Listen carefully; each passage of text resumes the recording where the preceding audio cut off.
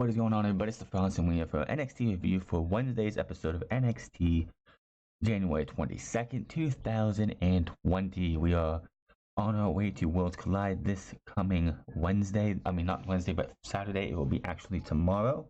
As you guys are listening to this on Fridays, we had ourselves the Dusty Rhodes Tag Team Classic, the semi-final matches, Grizzled Young Vets versus Undisputed Era, Imperium versus the Broserweights.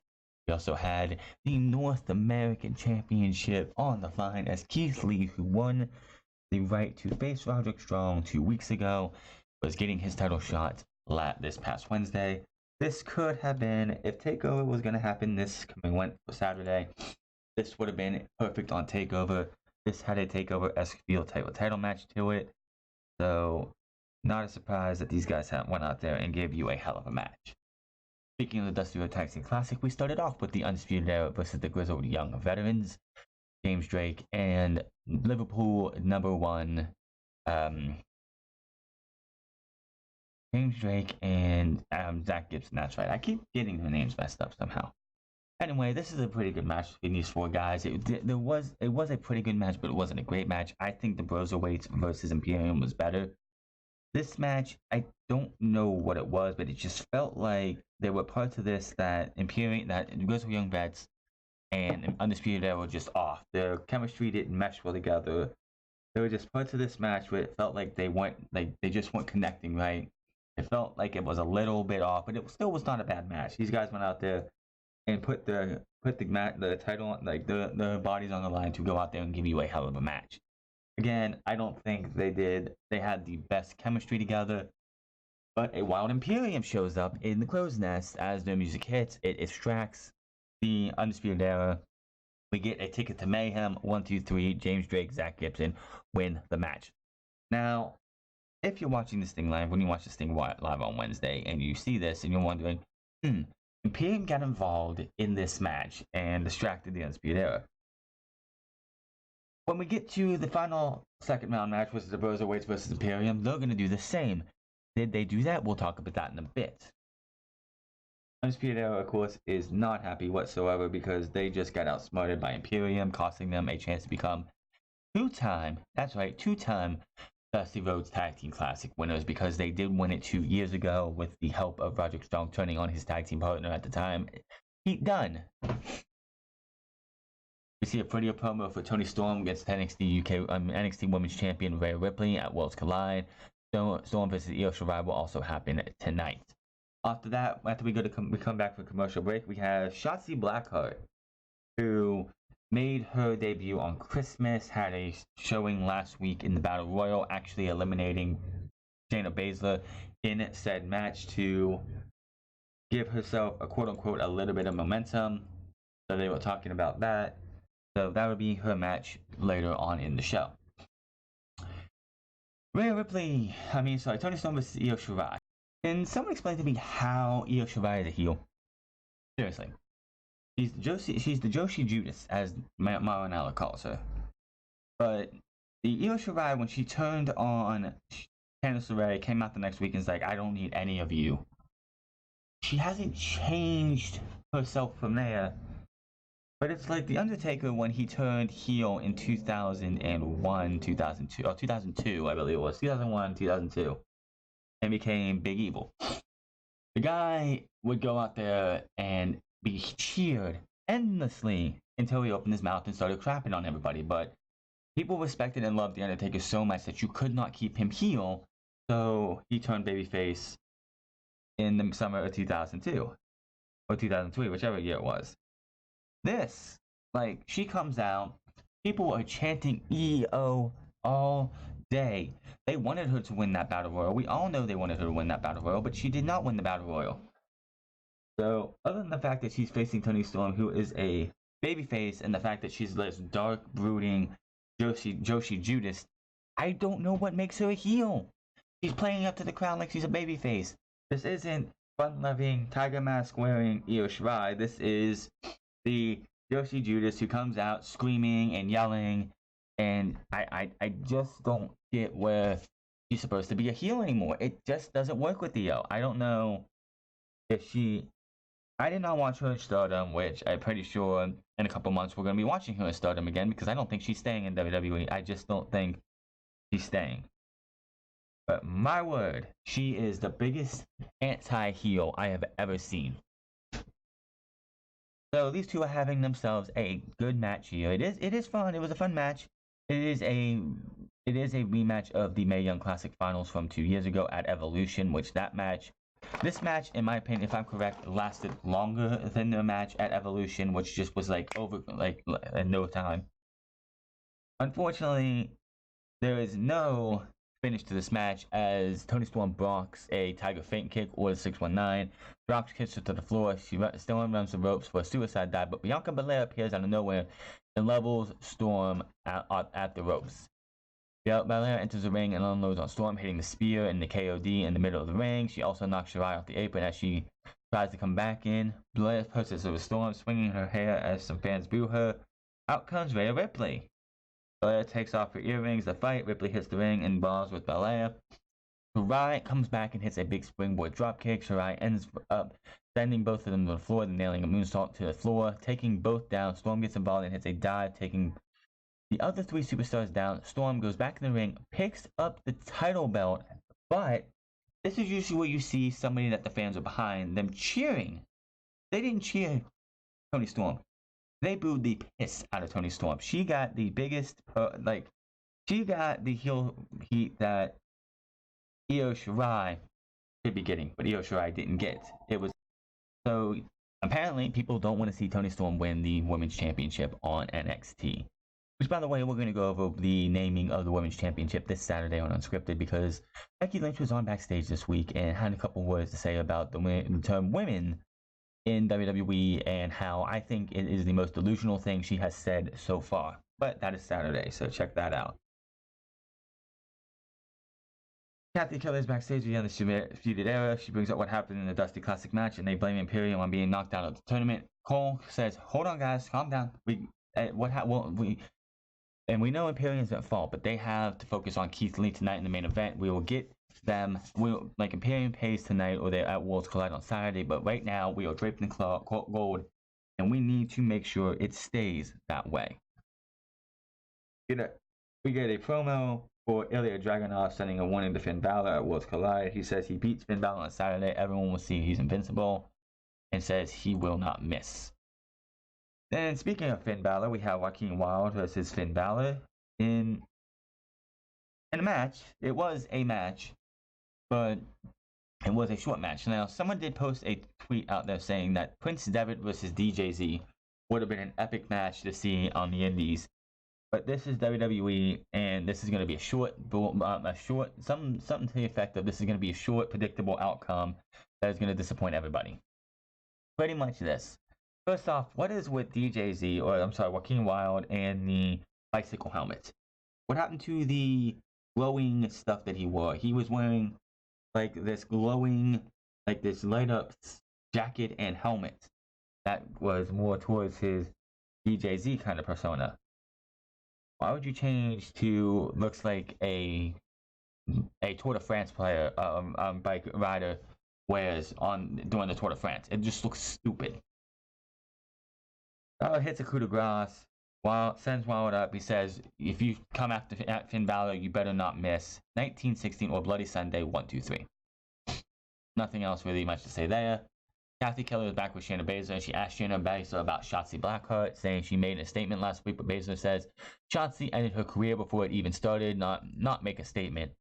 She also has words for the NXT Women's Champion, says if she has to go through the entire girls' locker room, she didn't say women, she said all the girls in the locker room, she will just to become Shayna 3 times. It starts tonight with Shotzi, and we go to commercial break.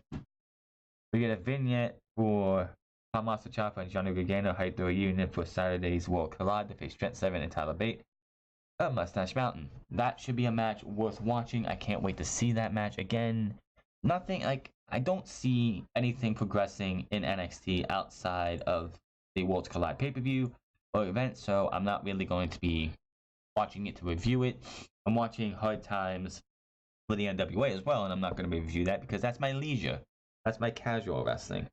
Just because there's wrestling out there and I watch it doesn't mean I'm going to review it. Same thing with New Japan. I watched both days of Wrestle Kingdom and New Year's Dash, albeit at different times when they would used to be on. But I didn't review those because it's casual and those views don't really seem to do much. But Shotzi here with Shayna Baszler, they had a heck of a match going back and forth. Shotzi looked like she was going to go. She got put in the curve for the clutch for a minute, I believe, and she got out of it. Then she goes up top, goes for a senton, I think it was. Gets put in the curve for the clutch. But before that, this was pretty interesting. Shotzi Blackheart had Baszler on the outside and actually hits a sliced bread number 2 on the apron. This isn't an AEW ring where there's enough room for them to stand and be able to do this. This is a WWE ring where you don't have that room for error. You have that room, you can end up like hurting somebody if you don't do a move right on this apron. But she hits it. This is the senton. Baszler immediately puts on the careful clutch. She fans boo and cheer her.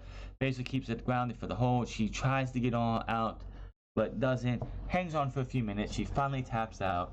Shayna Baszler is not letting go after the bell rings. She finally gets up after about 2 minutes, it felt like, holding on to the move, and that was that. So Shayna Baszler not going anywhere, even though I'm pretty sure she's going to be in the Royal Rumble. I think this is her last appearance. They had to go out on a high note. I could see her being in the Royal Rumble. There are only 4 spots taken in the Women's Royal Rumble. 2 for Raw, 2 for SmackDown, if I'm correct. So I don't people expected NXT to get a bunch of names. NXT for the men and the women. No, there's 4 spots left in the men, I believe it is, or 6 spots left in the men. They're going to keep those secret for the Royal Rumble. I didn't think the men was going to get 10 and 10 and 10, 10 and 10. I think it's more likely the women will have 10, 10 and 10 because let's face it, there aren't 10 women available for them for Raw and SmackDown to be able to give NXT another 10. So we'll have to see what happens, but I think NXT is going to have a more prominent role in the Women's Royal Rumble than the men's. And people are saying Shayna Baszler is going to win the Women's Royal Rumble. I wouldn't put it past them. I mean, why not? And whoever wins the Royal Rumble is going after Becky Lynch. Because Bayley versus Sasha Banks is your match for WrestleMania, whether they want to or not. It's the one that they need to go for. Don't make this mistake again. We get a vignette from Mustache Mountain, and then we go to Kathy Kelly with the Cruiserweight Champion Angel Garza. He's not worried about pressure. Going in the Saturday's Fatal 4-Way, he says, I'm so good, you don't have this kind of pressure. It could be any of these guys from the NXT UK. It could be Banks. It could be Ligero. It could be, he names the 2 guys who are in the match from the NXT UK. And Isaiah Scott, give me a break. You say this is your house, but look at this. Look at this. This is my championship. This is my house. So, he did mention a couple guys from the NXT UK. There are going to be people qualifying. There are people who already qualified. So by the time I watched it, the qualifications were already over. But that's going to be an interesting match. A fatal 4-way for the Cruiserweight Championship. Angel Garza's first championship match coming into NXT, into Worlds Collide. And we're going to do a Worlds Collide preview prediction here in a minute, just for the heck of it. But we still have a good bit of this to do. There's only going to be 6 matches, so okay. Then we go on to our second match, the Bruiserweights versus Imperium, Dusty Rhodes Tag Team Classic semifinals match. This was, I had to say it again, the better of the 2 matches going into these 2 matches. I don't know what it was with the Grizzled Young Vets and the Undisputed Era. They just did not feel like they meshed well. But these 2 teams just went out there. Matt Riddle, Pete Dunne looked like they had been tagging for a decade or 2. These guys went out there and they just looked so smooth, so clean. I don't know what they look like on the indies, if they team together on the indies, but they looked fantastic here. So did Imperium. But this was a clean victory for the Bruiserweights. There was no interference from the Undisputed Era, which made no sense. Obvious is not a bad thing. When it dictates that, when the obvious is dictated that, yeah, we're gonna probably see the Undisputed Era attack Imperium or distract Imperium and cost them the match, that is fine. It's fine. But it doesn't make any sense. I think it takes away from the fact that you have that. Yes, I know what happens at the end of the show, but it just like it would. I think it would have brought a little bit more to it. You had Imperium get screwed over the Undisputed Era. They should be hot at this. I mean, yes, Roderick Strong still has a match later on, but it's like they didn't even have to get that involved, or you could have had like a sneak up from behind super kick by Adam Cole to Wolf or Volta, and that. But I guess they just wanted to save it for later. After the match, Mauro Ranallo confirms the Grizzled Young Vets and Broserweights will be going on against each other. This is going to be happening next week, not at Worlds Collide. Why did you make this entire thing? Why did you go NXT versus NXT UK in this if you have Worlds Collide coming up this Saturday and this is not on that card? Why would you go out of your way to even put this together like this? Why would you put this? Why would you take the Dusty Rhodes Tag Team Classic away from where it's been the last two times, which is around WrestleMania time, where the winner gets a shot at the NXT Tag Team titles WrestleMania weekend? If you weren't going to put it at Worlds Collide, I think this was a massive swing and a miss. So these guys walk back up to the ramp. They're enjoying, they're celebrating. Out come the Grizzled Young Veterans. Zach Gibson and James Drake come out to take shots at the Broserweight. Gibson especially runs down Pete Dunne being a roadblock on their career, saying he's been selfish. He's been the most selfish guy in the British wrestling scene because he's taking our spots. He holds us down while we try to advance our careers. He said something on the tune of joint manipulation or something like that. James Drake goes to talk. Matt Riddle grabs his microphone and says, "I don't know what you just said because you said something about manipulating joints, and I went into a different zone." The fans started chanting, "Riddle's gonna smoke it" over and over. So he started playing into it. And Dunn says, "While your head was up in the cloud, these guys just reminding them every time I face them, they've lost. And next week, they're going to lose again." And the Broserweights will leave with that trophy, the Dusty Rhodes Tag Team Classic trophy, having their name engraved with likes of Ricochet and Aleister Black, Finn Balor, and Samoa Joe, the Undisputed Era, the AOP. Yeah. So they do the little pose, they back away, and that was that. Backstage, Keith Lee is warming up for the main event, and we go to the ring for that main event. This was fucking fantastic. I love this match. This was fun as can be. Keith Lee, of course, was injured the week before with the stomp, with his foot in the chair for a stomp. So that was the target of Roderick Strong's attack for the entire show, for the entire match. So Keith Lee just couldn't do much for this match. He's on the ground. He's trying to get up, can't get up. Roderick Strong's just attacking that leg left and right. Eventually, he does get up. I would not want to take a slap. I would not want to take a headbutt. I would not want to take anything from Keith Lee. There was a point in this match where Roderick Strong Keith Lee's going up for his moonsault, which this guy should not be doing a moonsault. Another thing I would not be taking. And Roderick Strong gets up there, hits the worst looking angle slam I have ever seen. I can understand why it looks so badly. Because one, they're on the top row, on the ropes. Two, Keith Lee is not a small dude. Three, just the weight of Keith Lee is not going to be something you're going to be able to put into an angle slam, right? But they got it, they pulled it off as best they could. When they tried to go up for it the first time, fans were actually chanting, "Please don't die," which of course was put at Roderick Strong because if this went badly, they didn't want him to be hurt so badly that he didn't recover and possibly died from the landing of Keith Lee on top of him. So Undisputed Era gets on the ring, gets on top of the apron to try and distract Keith Lee.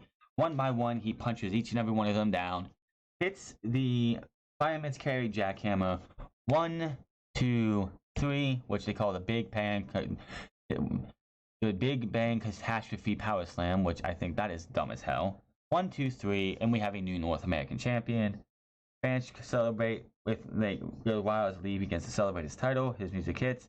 The replay, Lee stands tall over the stage now, raising the title in air. The Undisputed Era look on from the ring as the others tend to strong. Lee plays up to the crowd some more as they cheer on. The Undisputed Era talk trash back to Lee from the ring.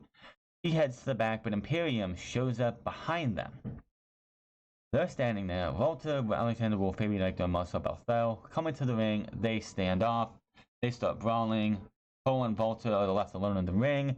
Walter catches a kick, pulls Cole in, and slaps the taste out of his chest. No thank you. I've seen video clips of people posting this from the live shot of them watching at the stage at the show. It sounded worse from their point of view, but it still sounded awful.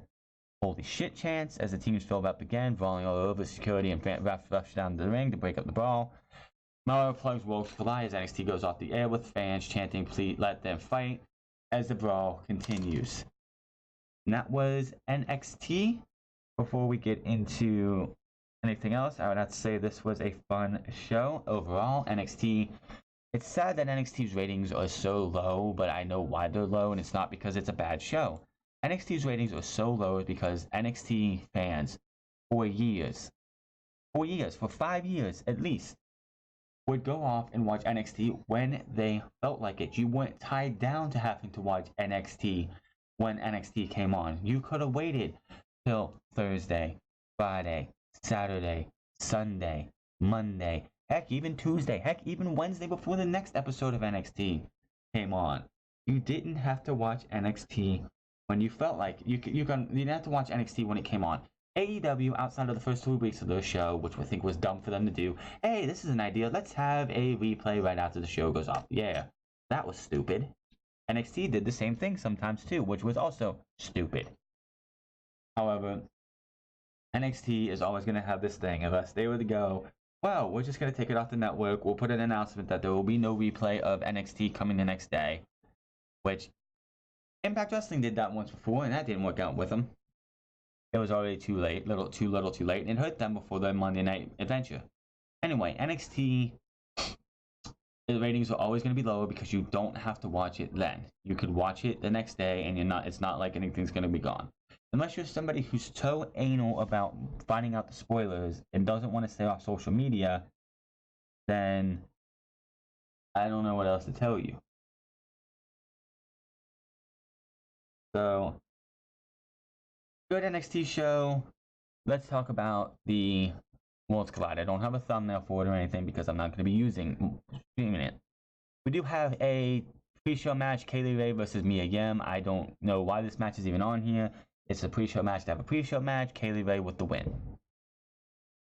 DIY versus Mustache Mountain. This one, of course, just because these two want to give you a dream match that I don't think anyone thought we would ever see anytime soon. Angel Garza, DIY versus Mustache Mountain. This one is definitely a coin toss for me. I'm going to have to say DIY with the win. For the simple fact of this is I would probably say, you know what, no, I'm going to scratch that. Mustache Mountain. This is a one-time thing for DIY. This is a good way to get DIY to put a tag team over as the tag team in NXT. Angel Garza versus Isaiah Swerve Scott versus Jordan Devlin versus Travis Banks. Fatal 4-way for the Cruiserweight Championship. Angel Garza wins this one hands down, no doubt about it. Why would you take the title off him already? I think this should be...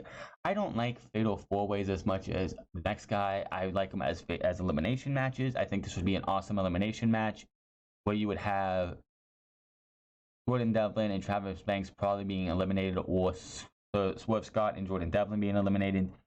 Angel Garza versus Isaiah Swerve, versus one of these other guys in a one-on-one to end the thing would be awesome. But Angel Garza wins, no doubt about it. Finn Balor versus Ilya Dragunov. This match is coming out of nowhere. I have no idea why this match is even a thing. But I'm going to have to say Finn Balor. Finn Balor, I don't think you're going to have this guy go out there and lose at many big matches in NXT, so I think he's going to win this one. Sure, because he's got Johnny Gargano versus Johnny Gargano at the next TakeOver in Portland, which is 2 weeks from Sunday. Rhea Ripley versus Toni Storm. This one's easy for me. Rhea Ripley wins. She just won the championship in December. Why would you take the title off of her? You wouldn't. That's why. And then the main event, Imperium versus the Undisputed Era. I don't know how I would do this one. This is what I think War Games should have been. Instead of having Undisputed Era versus Tommaso Ciampa, Matt Riddle. I'm sorry. Tommaso Ciampa, Keith Lee, Dominic Dijakovic, and Kevin Owens. It should have been Imperium versus Undisputed Era, NXT versus NXT UK. But I know why they did it the way they did. Since I honestly don't think this is going to go anywhere after this, and this is going to lead to more tension between Undisputed Era, I think Imperium gets the win on this one. I think Roderick Strong takes the pinfall. He's not a champion anymore, so I think that's another reason why they would take the title off of him, was to give them a reason to have somebody be beatable in this match. So I'm going with Roderick Strong for the loss for Imperium. So that is Worlds Collide. That is NXT. I think it's time that NXT started losing. I mean, the NXT titles started going away from the Undisputed Era, getting that tension in between them. The only part of the Undisputed Era that I think is going to keep the titles is the Undisputed, Kyle O'Reilly and Bobby Fish, because there is nobody to legitimately challenge them for those titles right now. Maybe the Broserweights, maybe the Grizzled Young Veterans, maybe if DIY stays together, maybe if they bring Alex Shelley in for a full time, the Time Splitters, but right now there's really nobody to challenge the Undisputed Era. But hit that subscribe button, comment down below, like or dislike this video. Find me on Twitter at The France Club. Find me on twitch.tv/The France Club. And thank you to everybody who has checked out both portions of Bash at the Beach review. Thank you for all the new subs, and hopefully get to 200 before WrestleMania. Until then, my name is France, and I'll see you guys later. If we get closer to 200, I might do something like a video thing that you guys will be able to vote on what I can do later on when we get closer to WrestleMania. Until then, my name is France, and I'll see you guys later.